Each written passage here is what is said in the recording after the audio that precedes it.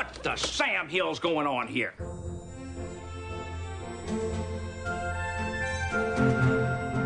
The Rewatch Podcast presents the Lois and Clark Rewatch, dedicated to the series Lois and Clark, The New Adventures of Superman on ABC.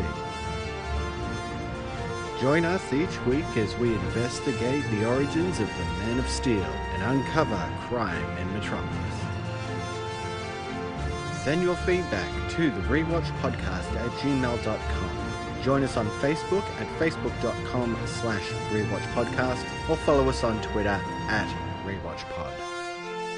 Oh, hey! Let's get back to it.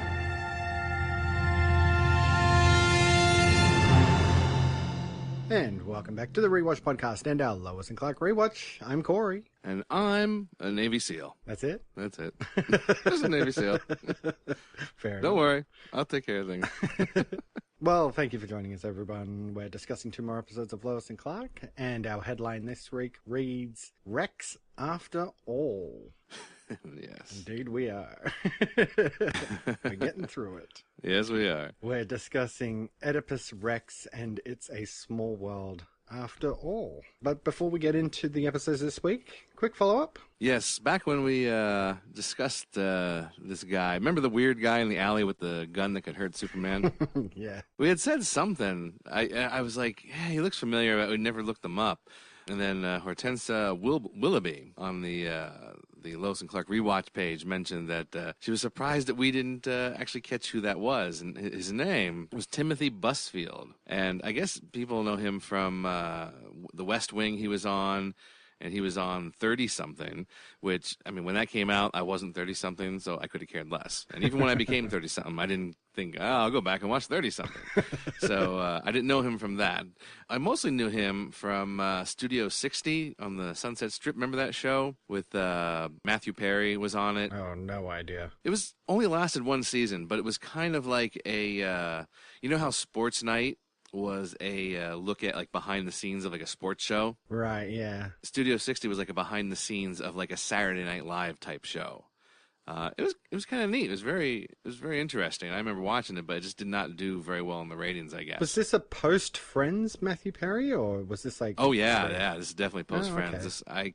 I can't remember when it was. But it was definitely post Friends. It was not bad. I don't know if it's available on Netflix or anything like that, but I mean, it's only 1 season, so it's worth a little rewatch. There was a nice. It was around the time of the big hurricane that hit New Orleans. Katrina, right? Yeah, it was around that time. Okay. So whenever that happened, I can't remember the year, but yeah, it was right around then because they had an episode, a Christmas episode, where they referenced that, and they had this whole musical thing that went on dedicated to the musicians of New Orleans that they had on the show. It was really good. It was really, really good. But you know what's kind of interesting is that I really know him from a movie, and this will be our 3rd person from this movie showing up in Lois and Clark, Revenge of the Nerds. He was in that movie as well as one of the nerds, Poindexter. And I was like, oh yeah, that's right, he was in there. Yeah, it seems like the showrunner or one of the directors or somebody has a connection with Revenge of the Nerds. They're just casting all these people. I think so. Exactly. No, that's awesome. Thank you, Hortensia. She's great. She always comes over and casts her vote on the quote vote too, every week. Yes. So, yeah, good stuff. Okay, well, let's get into our first episode discussion today. The episode is Oedipus Rex, written by David Simpkins and directed by Ken Fuller. This originally aired March 24th of 1996. Here you go. Every story you ever did. BCK and WCK. BCK? Before Clark Kent. And with Clark Kent. We were a good team? You were the best. Just take a look in the conference room. You'll see all the awards to prove it. Thanks, Jimmy. It is Jimmy, right? Yeah. Jimmy Carter? No. Jimmy Olsen. Sorry. Bad reception. I think I've still got some wires crossed. You know, yesterday I could have sworn that sometime in the last year I was abducted by aliens. I wasn't, was I? No, it was a billionaire computer geek bent on ruling the world. The story isn't there.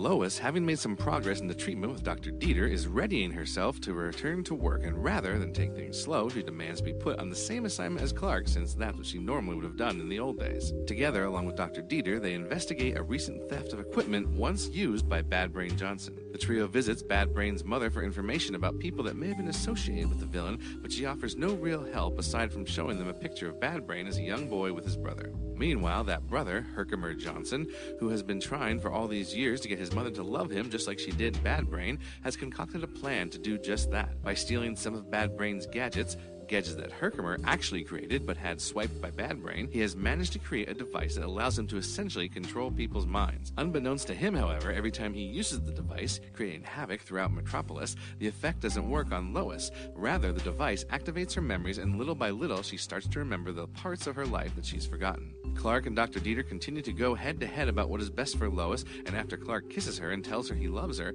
unable to hold his feelings back any longer, Dr. Dieter uses hypnosis to try and keep Lois in love with only himself, because that's what a good doctor does. After one of the device triggerings, she sees Jimmy in a pose that reminds her of the picture Bad Brain's mother had showed them, which in turn reminds her of a patient she saw in Dr. Dieter's office, and together the two go to his home to investigate while Clark, as Superman, cleans up the mess from the device activation. Upon arrival, they find Herkimer's machine, and while trying to destroy it, it activates and Lois's full memories return. Herkimer and his mother show up, and she attempts to shoot Lois, blaming her and Clark for killing Bad Brain, but with her restored memory, remembers to call for Superman, who shows up and saves the day. Lois, back to normal, decides to end her treatment with Dr. Dieter by giving him a solid punch, and together, Lois and Clark take off and renew their commitment to getting married. I have to go. Emergency. Let me take you home. Max, we're in the middle of a story. I can't just leave. Well, all right. I'll see you both back at the planet in an hour. And Lois, all I ask is that you honor the work that we've done and make no rash decisions until we've spoken.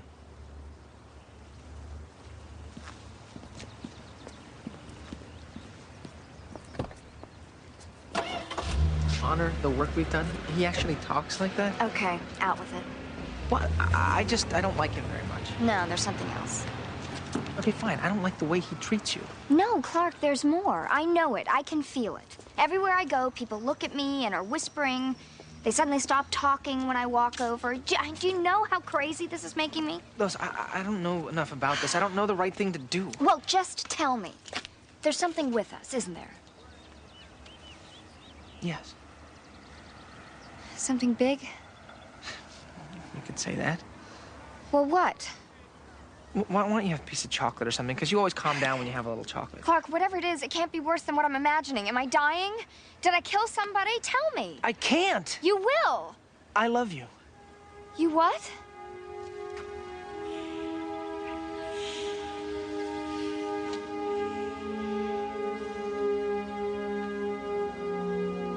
I love you. Alright, so we've got just a few points here behind the scenes in our investigation. Yeah, just a little bit. So, iReaction's comparing the script to screen again. We've got Dieter and Lois in his office. They were actually supposed to be kissing when Herkimer, Mr. Smith, his alias, when he comes into the session and interrupts it, they were supposed to actually be kissing already. So they were supposed to be a lot closer than what we got in the aired version, which I'm glad that they didn't actually do that. Yeah, it's skeezy enough as it is. We'll get into it, but Yeah. that would have been really bad. Yeah. So Lois's initial flashbacks were described in the script, and the initial flashbacks were supposed to consist of all the times she was in trouble or running for her life. So she was in life-threatening situations, so many times. That was supposed to be the flashback they described them. Instead of just being like, things that they put in there from the different parts of the show. Yeah, it was supposed to focus on just the time she was in trouble, I guess. There were some extra lines just with the mom asking Herkimer to go to the grocery store. And this is before she says, if you really want to get me something, kill Lois and Clark, Just, I don't know, they dropped them because they don't know reason to have them. Go to the grocery store. It's okay. All right, fine. The script has Clark saying Doctor and Max, throughout the whole thing, like when he refers to Dr. Dieter. But I guess Dean Cain made the choice instead to call him Dr. and Max. He's going to call him Dieter. just showing his disdain, his anger, you know, his frustration with this guy. You know, like he's not even recognizing that he is a doctor, you know, or giving him the, you know, like not even showing him the respect of the first name, you know, like as a friend. Yeah. So he's just like Dieter, you know. I like that. Yeah. I think that was pretty cool. It's a good call. I can't say notice, but thinking about it, yeah, you're right. He does just call him Dieter the whole time. And it gets worse as like the episode goes on. Like he gets angrier, you know, like it's just Dieter, and then later on it's like Dieter. Yeah, it was good. It was good acting. And then finally, I saw this on the forums, actually, the old forums. In the background, there's a scene where Jimmy's handing Lois something, and in the background, they have that stock ticker up on the wall, and on it, it said, you know, it ticks away all the stock names and everything and how high or low they've gone. It actually said on there, FOLC plus 3 7/8 on it. Like it just gone up, like the stock ticker had gone up, and of course the FOLC is a reference to the fans of Lois and Clark. Mm-hmm. So they actually threw this in there, which I think was kind of a neat little thing to do. You know, that is cool, yeah. And of course the FOLC is still going strong today. We get a lot of our information from there, so exactly. Nice. So I thought that's a neat little touch that they added that in there. And then finally, we got the mom in this episode is actually the nanny's mother from that TV show. Mm-hmm. So just a little link back to the sitcom Tom there. Yeah, I picked that one. It's that voice for sure. Yeah, exactly. Fran Drescher really affected a high-pitched voice, but it seems this woman actually has the voice. She does, for better or for worse. You, told her everything. Everything. I can't believe this guy. Who does Dr. Dieter think he is, anyway? All right, look. Let's just all calm down here for a minute. You really think he's got a thing for her? Hey, come on now. That's ridiculous. Judas Priest, he's her doctor. Chief, you didn't see the way he was touching her. Now, Clark, there is such a thing as bedside manner. This guy's bedside manner includes breakfast in the morning. Zip it, Jimmy. Now, Clark, listen to me. We all knew this was going to be hard. Now, with the cat out of the bag, it might even be harder. I mean, who knows what she's thinking? Now, with any luck, Dr. Dieter is going to help her put some pieces together. But in the meantime, you've got to take it easy. Now, do you think you can do that? I don't know. Look, just take your cue from the master of cool here, huh? Slow and easy. Perry, Jimmy, Clark, I quit. You what? I need to get away so that I can totally recover. We're leaving the country. No, you can't. We're going to the south of France. Max has a home there, and he thinks that one-on-one intensive therapy. What are you doing? You little brain sucker! Lois, listen to me. No, I know what's best for me. Hey, what's the deal here? Chief, calm down. No, the gates are up and this calamity train is gonna stop now! Breathe or something. Lois, I can't let you go. Not this time. Clark, you have no choice in the matter. Dieter, trust me on this. You have no idea who you're talking to. All right, so getting into the main story here. And our lead, the doctor, is out. Yes. Thank God. Yes. All right, so we start off, you know, with our typical setup. This guy's breaking into a warehouse, and he's looking to destroy the tools used by Bad Brain Johnson. This is really random that they keep bringing up Bad Brain, a villain who we saw him for all of 2 seconds before he was disintegrated. Exactly. Like, of all the characters they could bring back, you know, like, why Bad Brain Johnson? Like, he's not even, like, I don't think he's even a real character in the over and over again. The old show. Yeah. It's like, God, all right.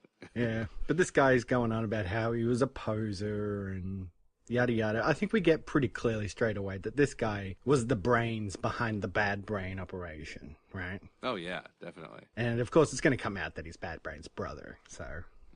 Yeah, but they make that pretty clear from the get-go. So this guy's going to try and, like, step in to Bad Brain's shoes. Yes. Shoes that we've never actually seen in action before. So. Exactly. But we're still going on with Dr. Dieter. This guy. Now, Superman confronts Dieter about Lois, but says that his relationship is, like, totally professional and everything. That's cool. And he immediately kisses Lois as soon as Superman has gone off to stop this bomb. I remember saying in our last episode that this guy Dieter has to have a bigger plan, right? And Yes, throughout this yes. episode, I was convinced that he was going to be linked with Herkimer or something, you know. Maybe he was Right. like the older brother of the other two or something. Yeah. But this guy, seriously? Uh-huh. His over arc is that he is a creepy perv. Yes. I don't get it.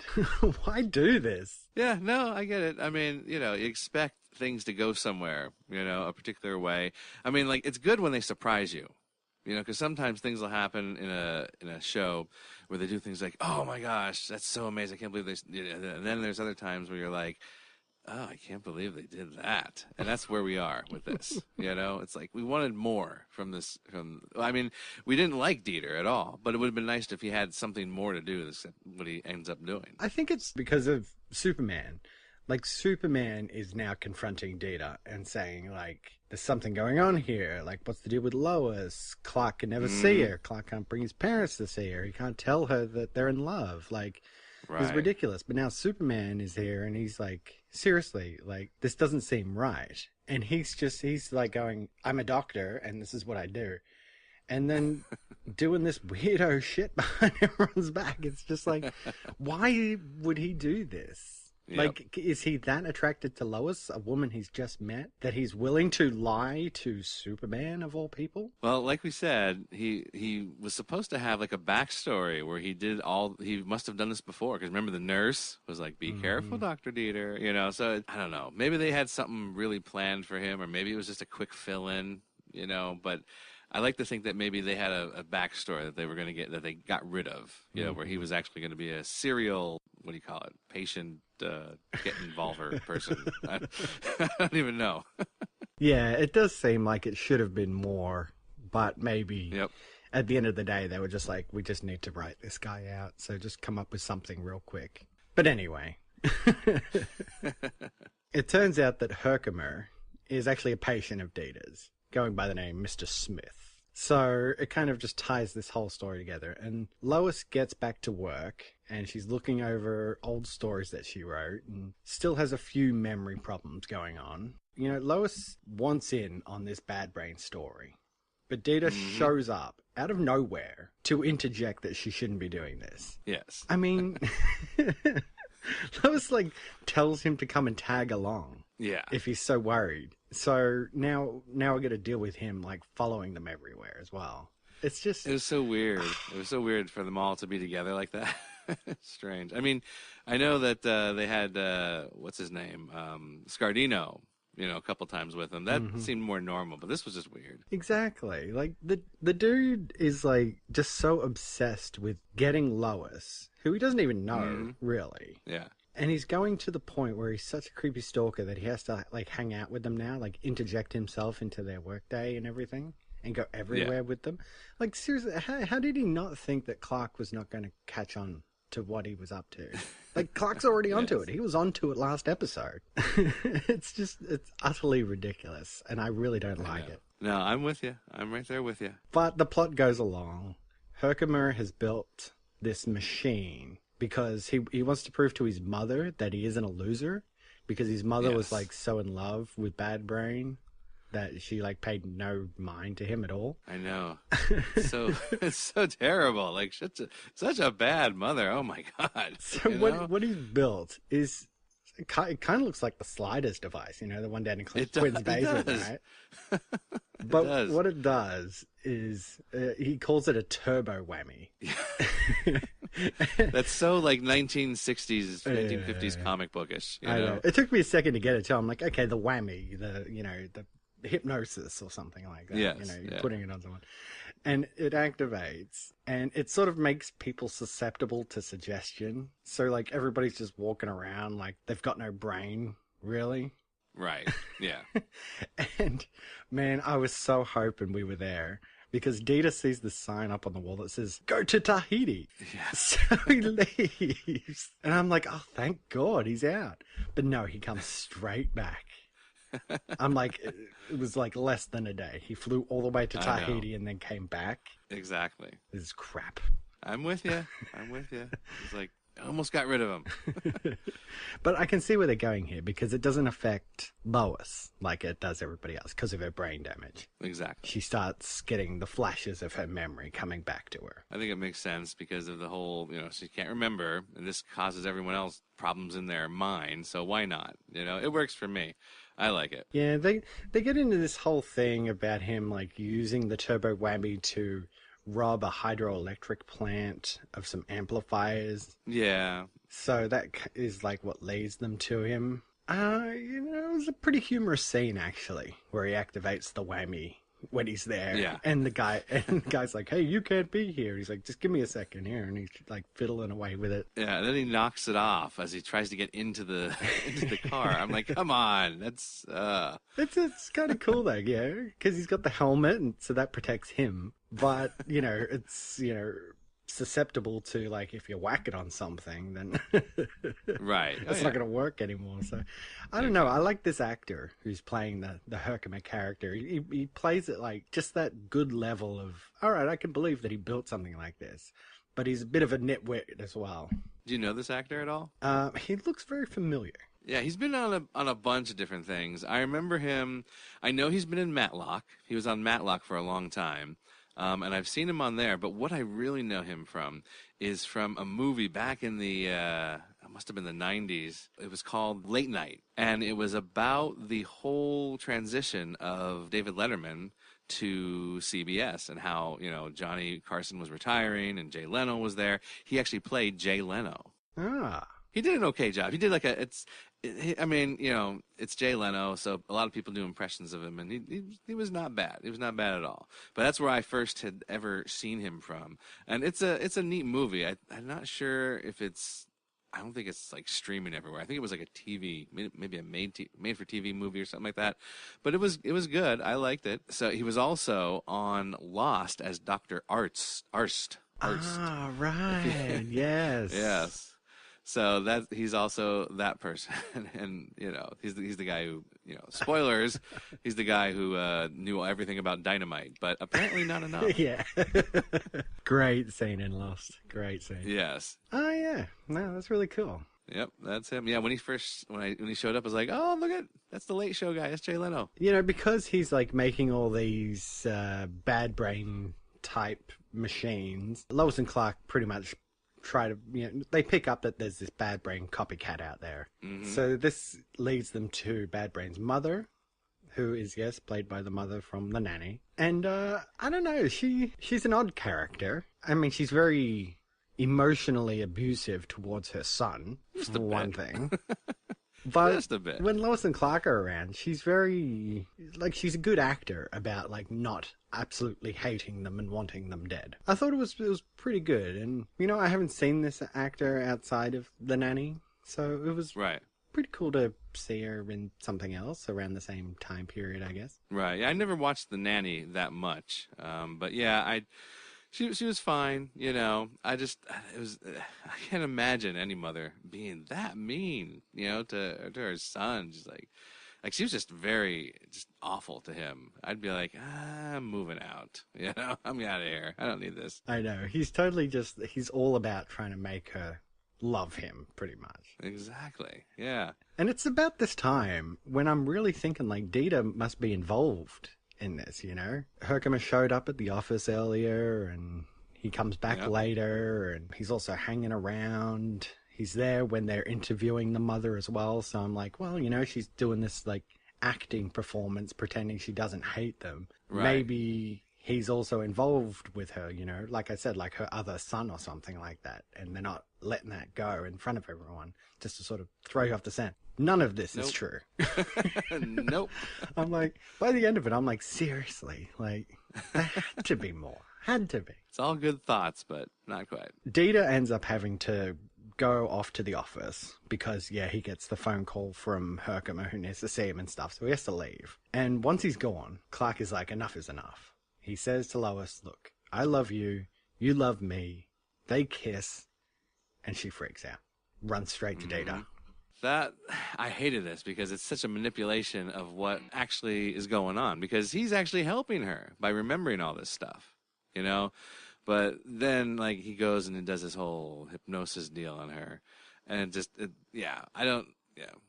I mean, it's good because it's in character for him. I was like, oh, come on, man. We want them together, you know? And everything, like, just when you get a taste of it and they pull it away again. Well, this is what I mean. Like, it's one thing for Data to be a creepy perv who wants to get with Lois, and he's manipulating Clark and Lois to make it work out in his favor.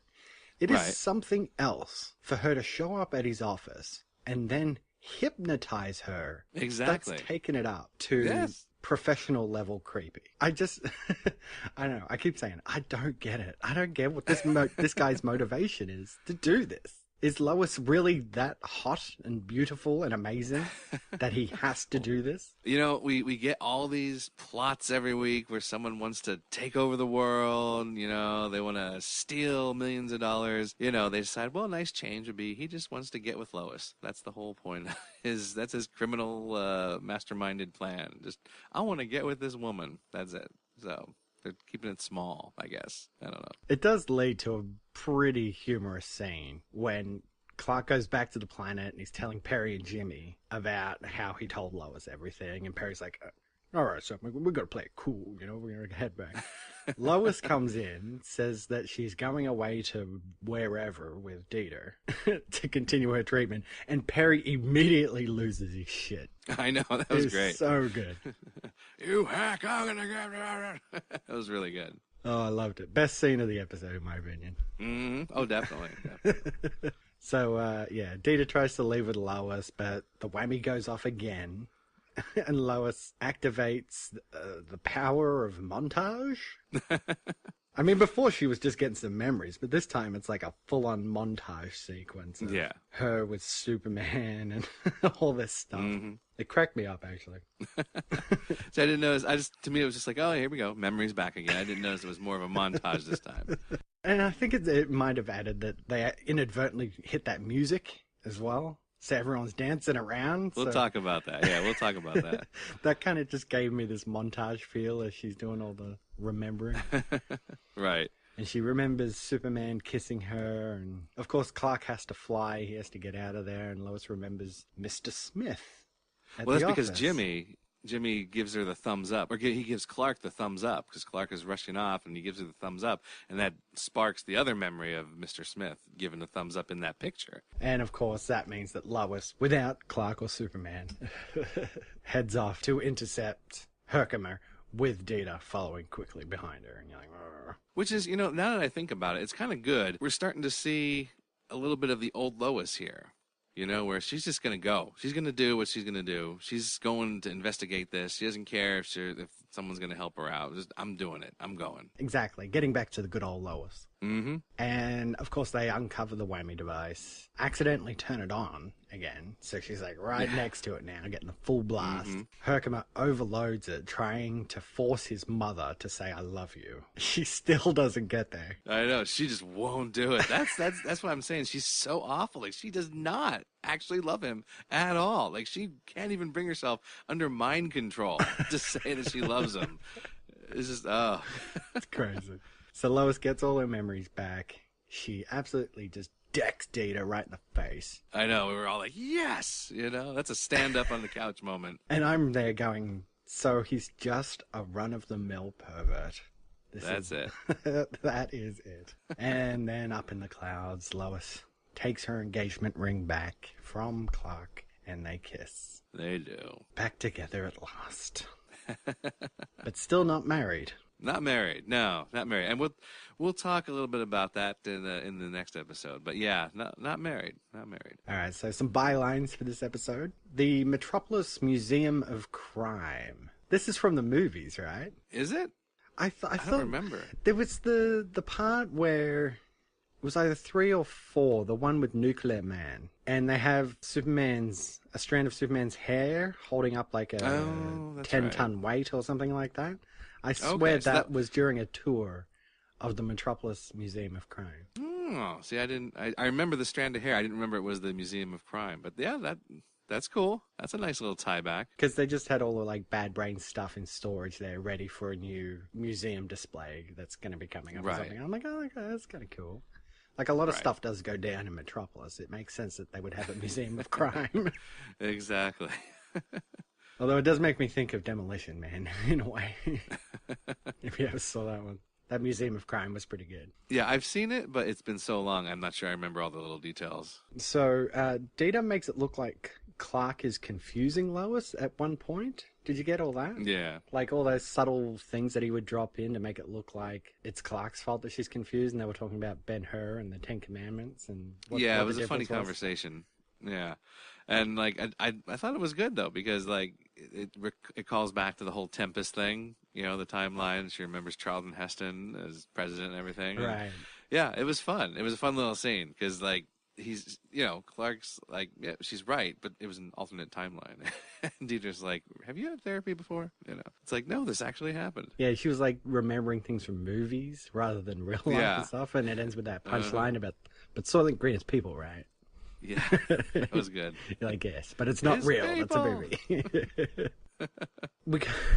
we got a small part with Dr. Klein in this episode. Yeah. After the whammy, he woke up romancing a chimp. Cuddled up with a chimp. Yeah, I don't know. It's funny. It's very funny. I like Dr. Klein. I want him in more, but this was funny. Just yeah. They're really putting like a slapsticky edge on the Dr. Klein character lately, aren't they? They are. Yeah, they are. They are. And lastly, another song. Some gibberish Haba Haba song that we were mentioning before. Yes. It's a real song. It's an actual real song. Now, I will tell you this. This is what I was looking for before we started recording, and I was like, what the hell? So it's a song called Old Man on the Bridge. It's the 8th track on an album by a band named King Kong, just like, you know, the big gorilla. Unfortunately, though, the video for this song, which is, it's not really a video, it's just like, you know, the audio and the cover, you know, the album cover on YouTube, it's been deleted. Really? It was a 9-track album, and they have all 9 tracks on YouTube except this one, this eighth track, which, let me tell you this, about when we were going to record this episode originally, a week ago, it was up there on YouTube. Since then, it's been taken down. Because I played the song. I listened to it. I was like, oh, this is the song. Since last week, someone deleted it. That really sucks. And I'm wondering, like, why did they delete it just now? Is it because I played it? And no one's ever played it since then? You know? It's like, what the heck? It Someone was like, listened to this for free. Quick, take it down. I know. Exactly. And, like, I looked, and you can buy it, you know, as part of the album on, like, Amazon and stuff like that. But I couldn't find it on, like, I don't have Spotify, but I have Google Play Music. I couldn't find it on there either, but it is on Amazon if you want to buy the whole album on CD. But yeah, it's called Old Man on the Bridge, and it was apparently, from reviews, what I read, it's the only good song on the album. But, you know, if you go to YouTube and, you know, look for King Kong, Old Man on the Bridge, you'll see the other 8 tracks, and if you listen to them, yeah, they're not great. They're not great at all. It is a really random song, though, isn't it? It is. They've been doing this a lot lately, just throwing in random ass songs. Yeah, I know. I wish it was on there, though. I don't know. Yeah, it was up there, and then someone deleted it since last Monday. Well, if we can Weird. find it somewhere, maybe we'll link it on the Facebook page. Yeah. All right, well, shall we get into this week's quote vote? Okay. What's everybody standing around for?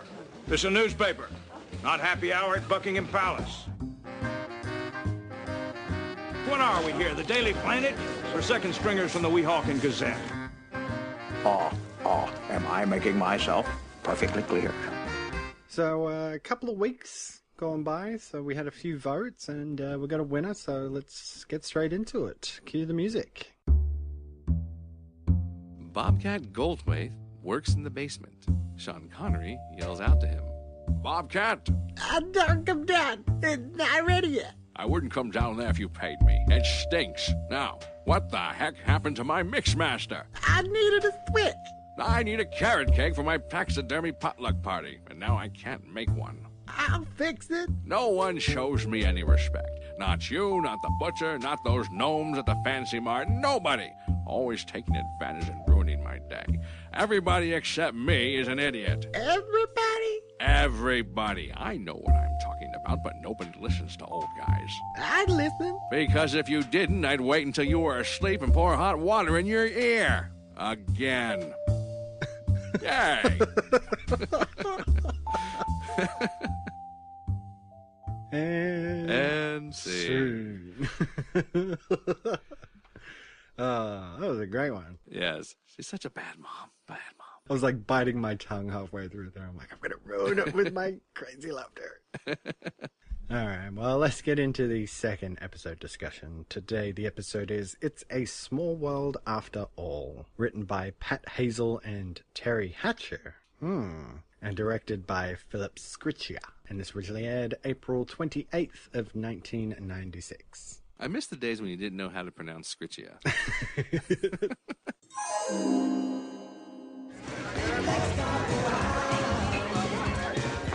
So, I never asked you.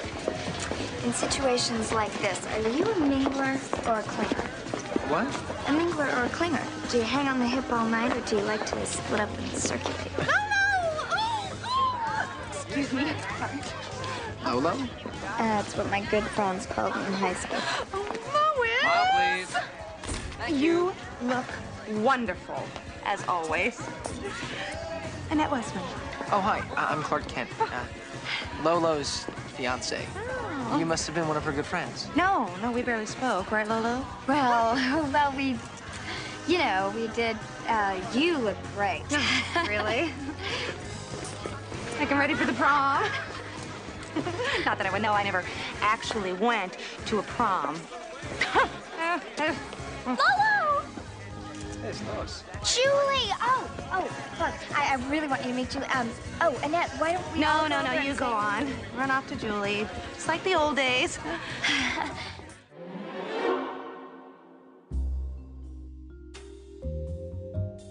While Lois and Clark prepared to attend Lois's high school reunion, a former classmate across town readies herself as well, while some very small friends look anxiously on nearby from inside of a small dollhouse jail. Upon arriving at the reunion, Lois introduces Clark to a classmate named Annette Westman, now the head of a huge pharmaceutical business. While she was not someone with whom Lois was friends with in high school, she did beat out Annette for the position of student body president. While Annette has tried to rig an accident so that she would get some attention, the plan goes awry and Lois is the center of attention as Superman arrives to save her. The other big story of the night, though, is how several husbands and wives have gone missing without a trace, a story that intrigues Lois, leading her and Clark asking to investigate it. The next day, Clark tries out a free shampoo sample left on his doorstep, while elsewhere, another classmate of Lois's does the same. For him, it works immediately, shrinking him down to action figure size and then collected up by Annette's henchman, Hans.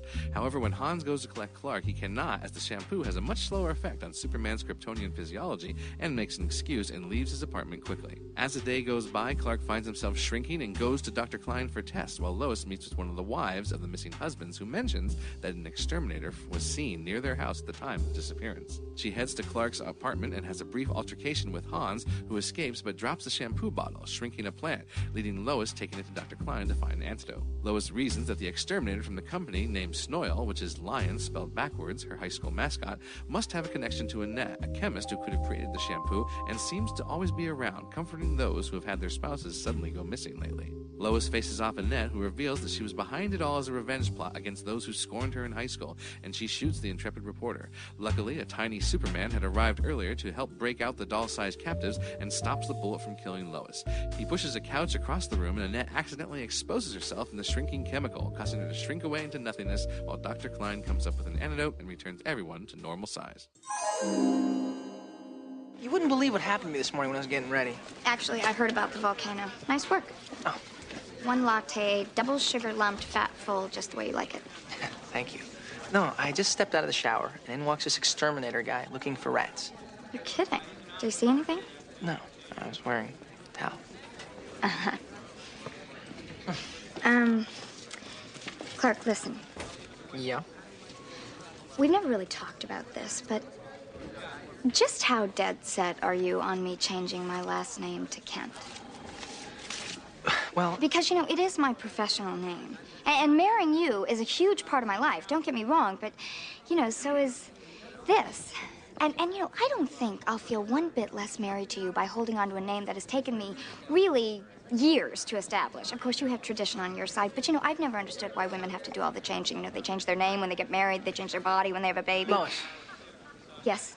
next time, decaf for you. just feel attached, both professionally and personally, to Lois Lane. Me too. You two what? I'm attached to Lois Lane. I fell in love with her. I admire her. I depend on her. I'm not asking for any changes, am I? No. If something is important to you, then it's important to me. We're in this together. All right, so just a few key points of interest in the investigation for this one. Yeah. So when Superman says, at the reunion that, well, he and Lois are friends, Annette goes, of course, because, Lois gets everything, Perry, when he was dancing, in that scene with the boots, the cowboy boots, he was supposed to bump into Jimmy, So they got rid of that little scene for whatever reason, for that little moment. Annette goes to actually visit Lois, okay? So in this one, it's not Lois who, seeks out Annette, but Annette goes to visit Lois. And she talks about, you remember that kid who got oatmeal dumped all over her in high school, and everyone was laughing, and Lois realizes it was Annette, and she apologizes, saying kids can be mean, and Annette is like, it doesn't matter. It cleared up my skin acne and helped me get into cosmetics. So it kind of explains how she got into the whole cosmetics things, giving her more backstory. And it's then that she notices Lois's nameplate, and then Annette goes into this whole sad sack story, about how, well, I couldn't give up my name, but it doesn't matter because you have to date someone first in order to marry. It's like, well, excuse me, don't be happy for other people, make it all about you. Right. Anyway, she makes references to wishing that there weren't barriers in high school, and we really could have been good friends, is what she says to Lois, and call me if you want to talk, I want to hear all about it. Us lions have to stick together. And then she goes, rawr, at the end of this whole thing. And it's like, well, okay. I mean, we get she's pretty crazy. Yeah. So it's funny. Like, I like the whole thing about the rawr at the end of her. Because it fits her character, but for time, I guess, why not? Now, in the aired version, Dr. Klein explains why Superman's suit is changing. But in the script, Superman is the one who explains why it's changing. He goes into the whole aura effect and a millimeter of skin and all that. So he actually explains it to Dr. Klein, it's good they reversed it because Dr. Klein's a scientist. Well, we may as well get it out of the way now. His cape also shrinks. And, oh, yeah. Yeah, okay. Well, yeah. If we want to get it out of the way now, I'm just going to say BS, Dr. Klein. Sorry. Or Superman. The reason why the suit changes is because they didn't want to spend the money on creating an oversized Superman suit and having to explain that. Well, yeah, exactly. And they can't have Dean Cain flopping his business all over the screen naked the whole time. So. Exactly. So, Superman has to remain looking like Superman. So yeah, aura effect be damned. That's not the case because then the cape would be like super, super long. So forget it. Well, they could have just lost the cape altogether and just the cape didn't shrink. So that's what they should have done. Should have lost the cape. Whatever. Anyway, and then Dr. Klein at the end of that scene, he had an extra line that they cut where he looks at Superman and says, "Gosh, you're smaller than when you arrived here." So just showing, the intensity about how it's starting to work, that shampoo is starting to work now. When Shrunken Superman talks with Lois, it wasn't supposed to be in the Daily Planet. It was supposed to be in an alleyway, a deserted alleyway for some reason, which that whole scene, we'll talk about it when we get there. When Lois talks with Shrunken Superman, Tiny Superman, she was supposed to be asleep at the kitchen table, whereas in the aired version, she was on the phone with Dr. Klein and he just sort of flies in, with a whoosh. The sound. But originally she was supposed to be asleep, and he just comes in and wakes her up. Then finally, when Annette is shrunken, at the very end, Lois got to deliver one of those, typical cheesy lines where she goes, well, like they say, those teenage years can be hell. Dun, dun, dun, one of those things. It's like right up there with, like, don't forget to recycle, or... Exactly, whatever. Lois, stop. Please, don't come any closer. What's wrong? Why can't I see you? You'll only be frightened. I'm frightened. Did you see Dr. Klein? He has to run more tests before he knows anything definitive. Lois, I know if you see me right now, you'll be alarmed. And you'll ask lots of questions and I won't have any answers. Well, I swear I won't ask any questions. When will Dr. Klein get back to you? How long before we know anything? Why would you think I would ask a lot of questions? Lois, I need you to be calm. Focused. Listen, I think whatever's happening to you has something to do with that exterminator. Dick, Julie's husband, is gone. Another person vanished? And he had an exterminator at his place, too. That's a start. Whatever information you get, I'll find a way of contacting you. You'll contact me. But yesterday you said we were in this together. Lois, this thing that I'm going through, right now, I have to handle it myself. Please, trust me on this. Clark asked me to scour the earth, wake up every cop, knock on every door. But please don't ask me to walk away from you. I don't know how to do that. I know. Getting into the main story, and the lead here, Cuckoo Cosmetics Chemist concocts crazy caper. Little tongue twister for you. And let me just say, I was dead on, wasn't I? Tiny super. And I was like, isn't there an episode where one of them's tiny? And you're like, I don't know. And I'm like, I think there was. And then not like an hour later, I'm like, oh, I was right. Yeah, we're going here. Lois and Clark are off to Lois's high school reunion. And it's good to see the two of them back together, though, here at the beginning. Yes, you know, is. talking about it. She's got her memories back now, and Yep. is she up to all this and stuff? So a nice bit of continuity and just sort of reintroducing them as a couple back together. Right. But things immediately start seeming awry.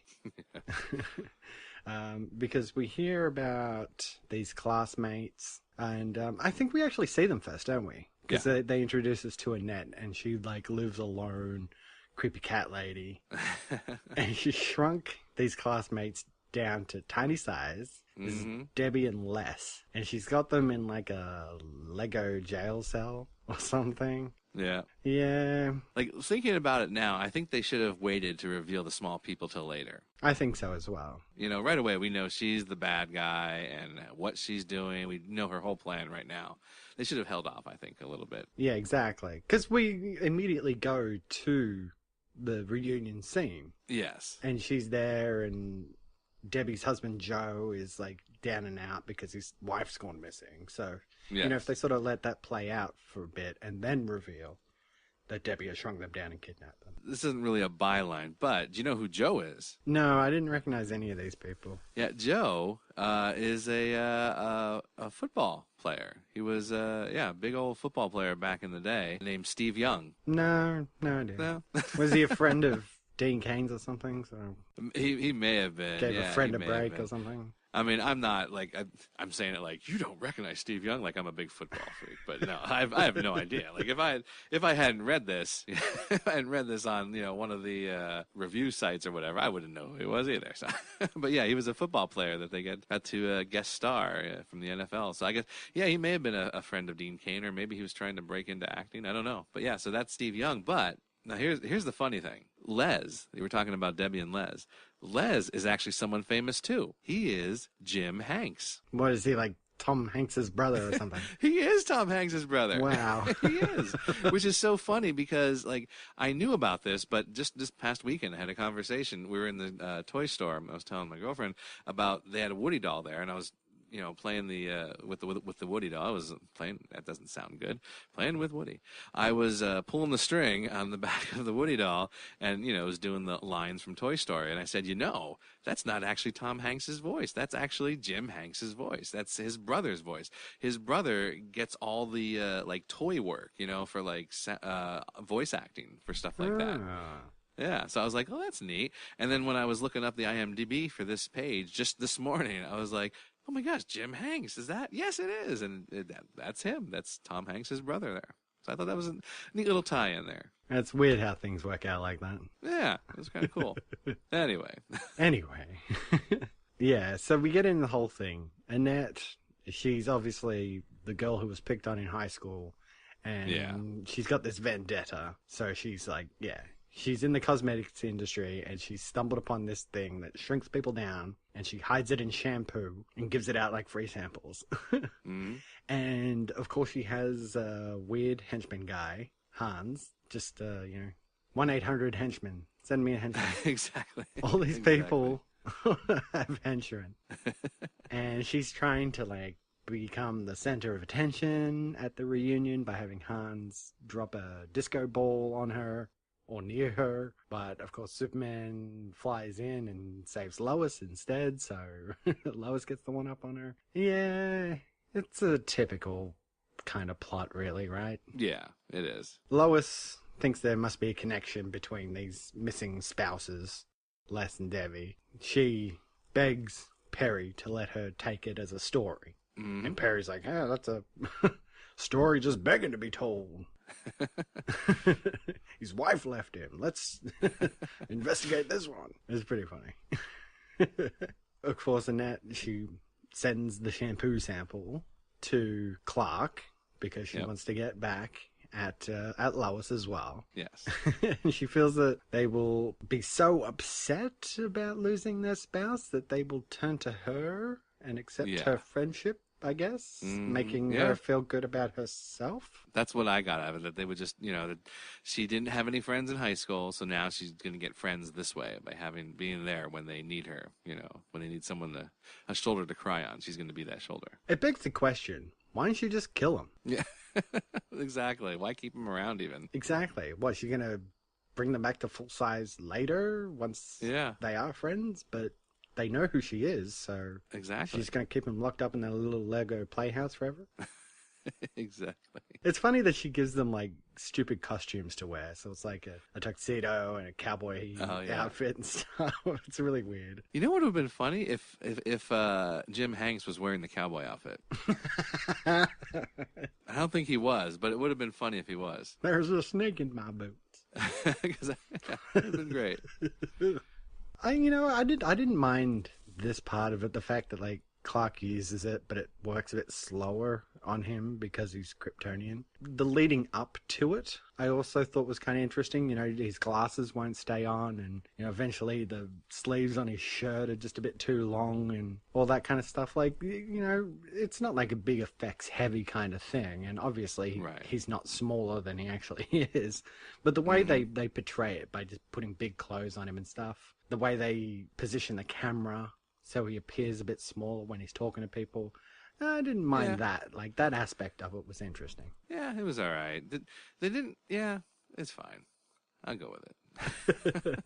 But yeah, the fact still remains. We're going here, and he's being shrunk down to a tiny guy. Exactly. Yeah, the whole thing with the aura shrinking the suit, we talked about that. It's a bit meh. His powers seem pretty unaffected, though. Like, he's still got all of his main powers, so he's still, like, flying around, and he's still got the super strength and stuff. Like, he can push a couch across the room pretty quick smart. I mean, you know what it is for me? Like, I'm just thinking about it, like, right now. I know that a lot of people hate the whole wedding arc thing, the clone wedding, the amnesia. And, again, and we had our issues with it as well. But, like, I like that it was like a whole bigger story. Like, it wasn't just done in one. It was, like it connected from episode to episode.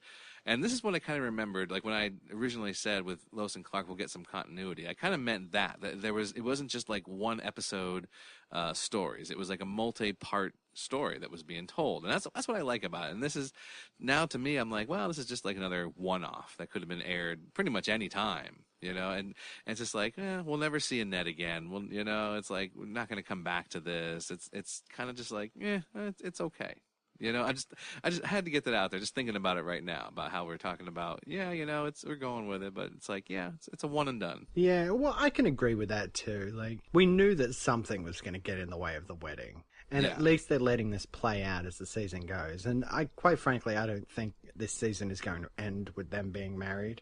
Right. We'll find out next week, I guess, with the last two episodes of the season. But I just don't think we're going to get there. And this is something that's going to continue on. So it is nice to sort of have that arcing over into all the stories. What is happening that's getting in the way of their happiness this week? Right, exactly. Yeah, this whole thing, it really comes to an end pretty quickly. It does, yeah. The stuff with, like, Hans lurking around and dropping the bottle, shrinking the plant and stuff. Lois, like, figures all this stuff out pretty quickly. Mm-hmm. The whole Snoil thing with the exterminators being lions backward. Because I remember, like, when I first saw that, I was like, Snoil? Who came up with that? Yeah, exactly. It was a slow burn on that, coming back to being lions backwards. Yeah, I remember looking at that and I'm like, that's something. There's something about that. I remember. But when they said it was lions backwards, like, oh yeah, that's right. I got it. Yeah. Well, and they also play out this thing about how Clark feels like he has to do this alone. And Lois has to continually be like, we're in this together. Yeah. Can we knock this off already? Like, they just went through this whole clone amnesia thing. It's like, come on, they got through that. You can get through this. You don't need to be all stoic and say, I need to handle this on my own, because you don't. And I really like that Lois gets shot, and I know that sounds bad. Well, how do you really feel? Annette shoots her, and then Superman, like, comes out from underneath Lois's shirt with the crushed bullet. Yes. Which, I don't know. Yeah, it looked just like an overmade set. Like, it wasn't spectacularly good effects or anything. But, I don't know, I just thought it was kind of funny of him, like, appearing from underneath the shirt that way with this giant flattened bullet that he stopped. And, it was kind of funny. Yeah, it was good. I was all right with it. And thinking Lois is dead, Annette tries to shrink her as well. But then Superman knocks her down with the couch. Yep. And she flails so much that the shampoo just goes all over her. Yeah. It's pretty funny. And so now is she dead? Or is she just shrunk down to, like, subatomic size? Well, you think that would be like an end scene of, like, her in the Lego house now or something. Like, yeah. Decline fixer? Who knows? Who knows? And, like, or maybe, a nice end scene where, like, she's even smaller than, the Lego house, and she's running away from, like, a tick, or an ant or, a termite or something. That would have been good. But yeah, they kind of just, that's how it is. Like, you don't even see her shrinking. It's just the shampoo gets on her. Yeah. And you're just like, okay, I guess she just shrank down. Well, yeah, we didn't really see anybody really get shrunk. It was always just that sound effect, that, It's a pretty so-so episode, isn't it, really? Yeah. All right, some bylines. We get back to Perry's little side story of him dating Sally, and apparently they like to go out line dancing together. And he's gotten right into it with this urban cowboy routine. It's cool. It's it rings true. It's what you do when you're first dating someone. You do these things that you normally wouldn't do. You try new things. So I liked that. I thought it was good. I mean, it obviously wasn't Lane Smith actually dancing there because they only focused on just his feet. So, but yeah, it was good. It was funny, and it was a good, like, at the end as well when he comes around, goes back to Elvis. Like, this country thing ain't working for me. It's pretty good. Lois struggling with Lois Lane or Lois Kent. Yeah, that was good. This is very 90s. Built up a whole reputation on just Lois Lane, everything. So, it makes sense she'd have this little dilemma about what to do. I thought it was good. And I like that she brought it up with Clark as well and sort of said, I'm a professional. I'm a writer for the Planet. Lois Lane is my name. People recognize that. And Clark's like, I don't care. Yeah. You want to be Lois Lane? Stay Lois Lane. Yeah. Whatever. That's who I fell in love with, so it's fine. I'll bet you $10 it'll end up being Lois Lane Kent. Yes, with a hyphen, yeah. We'll find out at some point, maybe. I don't know. If they even mention it. So now, what... I tell you, Hans was just so ridiculous, wasn't he? Hans was awful. It reminds me of the henchman with the lady reporter, the one that poisoned Superman with the lipstick. She had that cameraman henchman guy. Oh God, yeah. See, was it Frank or Franz? Something like that. Yeah. And I was when I heard Hans come in, he didn't say much at all. He had 3 lines maybe at the most. When he comes in and starts talking, it made me think of that maid that came in and stumbled upon the group in that one episode. And all she does is scream. Towels? It's like, more towels? Oh yeah. It must be his sister. Hans and his sister came to America, and this is what happened. He got into the henchman business. She became a maid. she's been trying ever since to get him into the whole hotel business, but nope. He's wanted to be a henchman his whole life. You know. That's funny. Yeah, apparently, and he's like I just because I was on the IMDb page, I looked it up, and his name is Don Bruner, and he hasn't done a whole lot of stuff. Like he has like 28 credits to his name, but they're all like bit parts. You know, like dinner patron, man on the street, you know, that cameraman number one. Professional extra, really, right? Yeah. His biggest thing seems to be Days of Our Lives. He was on there for 6 episodes, and 1 year he played a reporter. The next year he played a cop. 3 years later he played cop number 1. 3 years after that he played cop, and then 3 years after that he played reporter. So that's his big run as a cop and reporter. Wow. On there. Gotta love it.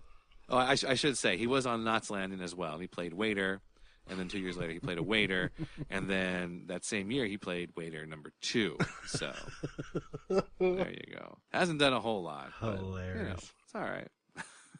What about Lois talking to random Julie? Yeah, when she was talking to Julie for a brief moment there, like, I thought she was talking to Mason. Like, the hair, the makeup, the lipstick. I was like, and even the outfit. I was like, that looks like Mason. Back from the dead. I know. For a second there, like, I stopped. I was like, wait, what? I was like, oh, okay. That's someone else. It'd be a great twist. Mason faked her death and then and she's back. Retroactively took on the identity of Lois's high school friends. Exactly. That's what you do. So now, iReactions had mentioned this, that once again, Lois goes off to face a criminal, you know, Annette, by herself, no backup. You know, we've got the police, we've got, you know, Inspector Henderson, we've got any number of people she could go with, but again, she doesn't. But like I said last episode, this is Lois's thing. She's headstrong. She's going to go do that because that's who she is. You know, she's an investigative reporter, and nothing can stop her. So she's been doing that before Superman showed up. She'll be doing that long after Superman is gone. She could at least take Jimmy with her. Like, she does that sometimes, and at least he's got someone there with her. True. Good work, you two. You all make an incredible team. But I guess I say that too often, huh? Oh, I don't think you can say that too often. What, Chief? No cowboy boots? Oh, well, you know, Sally said I couldn't get my tush to push. I guess I'm just an old rock and roller at heart, huh? So that fortune teller was right. There was a little Kent in my future. What are you saying, that I was small, not to share my troubles with you? That's not what I was saying, but nicely put. Well, would the future Mrs. Kent and her alter ego, Lois Lane, accept an apology and dinner? If Mr. Kent and his alter ego would provide the flight. Deal. All right. Well, shall we check out some back issues? All right. So we have Lois from season 1 back again. She's back to her old self, taking initiative. You know, it's not just the lovey-dovey stuff now. You know, she's going back to the old Lois. Someone was saying about these episodes that the sidekick was dumb. They did not like having him there. Hans, we're talking about. And then there was a reference to a news radio episode that aired this week. You remember that sitcom News Radio? Yeah. So apparently there was an episode where they were talking about rekindling the romance between two of the characters on there.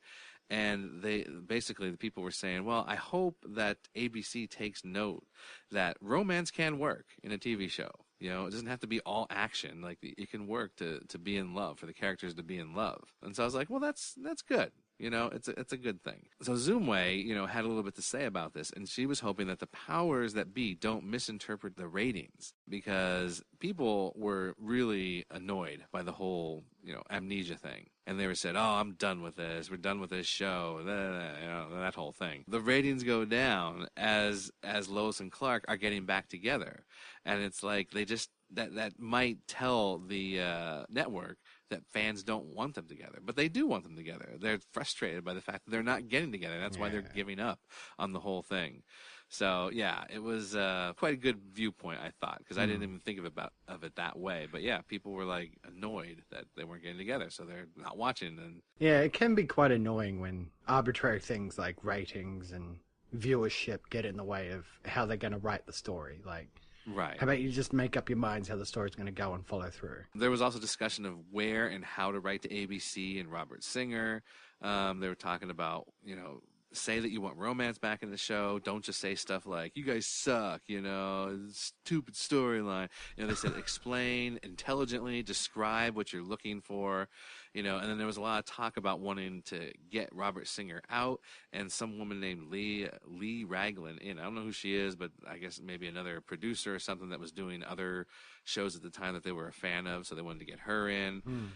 So yeah, just like trying to find a good way to voice their opinions, I guess. Now, for the first episode we talked about here, for Oedipus Rex, someone said, cheesy villains are going to be the death of the series, but they're so glad that an episode ended without Clark being heartbroken, which is true, because we've had a run of heartbroken, episodes. That's true. And then we have Zumway again. She was going on where a whole metaphor where lines from the episode represented either the writers, the fans, ABC, or the show. She wrote like a little script, and how like some of the things that Herkimer said represented the fans, some of the things that Lois said represented the show, things that Dieter said represented ABC, the network. It was funny. It was really good in those old forums. I think I took a screenshot of it, so I'll post that up if I got that. I think that's what I did, because it was really amusing. It was too much to like copy and write down, explain here, but it was pretty well done, how it was all a metaphor for what's going on with the show and the frustration of people. They were glad that they didn't go an emotional route for this issue because they've had too much emotion stuff going on. So it was good. There was some decent action, some dealing with the issues, and it was great that Lois got to clean Dieter's clock. They like that. And then finally, they said that whole line where the mother says, usually what you're waiting for isn't worth the wait. Remember the mother looked at like Clark when she said that, and they were thinking this is a reference to the fans, because the writer Simpkins had made a post somewhere telling the FOLCs, the fans of Lois and Clark, just wait for the dessert at the end of the arc. We've got something good for you, But a lot of fans were like, we're tired of the feast. This whole wedding arc, we're not going to stick around for dessert. And so he was trying to say, no, stick around. We got something good. But then they theorized that Simpkins wasn't allowed to do what he had originally planned, which makes sense because it's the network telling him what to do. And so he had to put this line in here, what you're waiting for isn't worth the wait, as like a subtle way to tell the fans, I can't do what I was going to do. I'm sorry. That type of thing, which that's a neat idea. I don't know if that's true, but it's a neat idea. Could just be reading into that too much. Exactly. So, and they saw the FOLC stock ticker. They saw that as like an apology to the fans, but they're like, yeah, it's too little, too late. Yeah. But hopefully they came back, because it did get a little better, after they finished that. This last episode was not terrible, not the greatest, but it's back to Lois and Clark form, I think. Yeah. Well, we're going to find out, because our next issue, we will be discussing the final 2 episodes of Season 3. Yes. They are Through a Glass Darkly and Big Girls Don't Fly. Now, Through a Glass Darkly, that's a book, right? Yeah, it sounds familiar. So, I can't quite remember what the book was about. Yeah, I don't remember either, but I know I've seen that before. I'm wondering if this has to do with, if we're going to go back to that alternate universe with Clark, where Lois created Superman. Okay. Like Through a Glass, and it's just slightly different, maybe, possibly. I don't know. Maybe the Phantom Zone. Oh, maybe. That could be. That could be. I don't remember if that shows up or not. But yeah, the Through a Glass and darker version. Could be anything. Big Girls Don't Fly. I don't think it's going to be about Ultra Woman, even though I would have thought first, that's what it's all about. But I know there's a storyline coming where there are other superheroes showing up, or there's other Kryptonians showing up. I know. Okay. So right. maybe this is what that is about, possibly. Some reason why maybe Lois and Clark can't be together, just to end it on a cliffhanger for season 4. Mm-hmm. Yeah, exactly. But whatever it is, we'll find out next week, because that's it for this issue of the Rewatch Podcast. Keep up with listener interaction by liking our Facebook page at facebook.com/Rewatch Podcast or facebook.com/Lois and Clark Rewatch. Don't forget you can follow the show on Twitter at Rewatch Pod as well, or visit our webpage at rewatchpodcast.podomatic.com, which has links to some of our favorite sites there, such as zoomway.net, folc.wiki.com, and the supermanhomepage.com. And don't forget, we've also got links to our archive of film rewatch episodes. And as always, you can write us an email or record a voice message and send it to the Rewatch Podcast at gmail.com. And if you've enjoyed the show, please consider giving us a rate and review on iTunes. That's the best way you can help out the show. Just give us 4 or 5 stars, write something nice. And if you really want to go above and beyond and help support us, you can go over to patreon.com/rewatchpodcast and make a monthly contribution as little as $1. And our entire archive is on YouTube, so you can search Rewatch Podcast and subscribe today. Okay, well, thank you for joining me for these 2 episodes, Tom. Yep. Looking forward to capping out season 3 next week.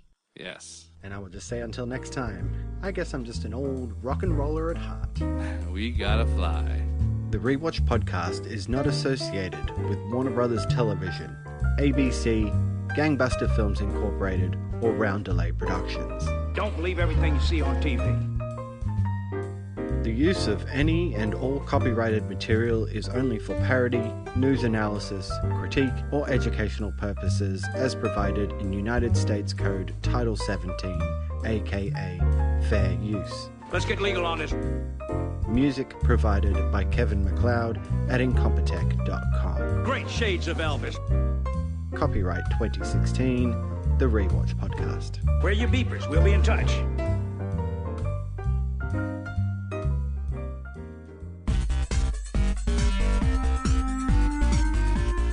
Hi, Rewatch Podcast listeners. I'm Cory. I'm Tom. And I'm Nathan. First off, let me say that we have all had a blast doing the Rewatch Podcast. Every week, we put out another episode for free for you. And although we enjoy these discussions with each other, we truly do this for you guys out there in podcast land. That's right, Cory. But we are here today to tell you about Patreon. Every week, there are costs involved in podcasting about film and television, including hosting and bandwidth charges, our own personal internet usage, and film or show rentals and purchases. So, we're asking you to become a Patreon supporter. If you can afford as little as $1 to throw our way per month, it would really help us keep the lights on. And if you want to send $100 our way every month, we wouldn't turn that down either. But it's your choice, and we appreciate the support you bring. As always, we strive to bring you the best quality shows we can create, and we hope that you enjoy them. So head on over to patreon.com/rewatchpodcast to become one of our patrons and show your support for the Rewatch Podcast. And if we get enough patrons, we may even be able to produce exclusive content just for the supporters in the form of simply getting episodes before the main feed release, or even bonus film discussion episodes as a thank you for your support. The website again is patreon.com/rewatchpodcast. Thanks, everyone.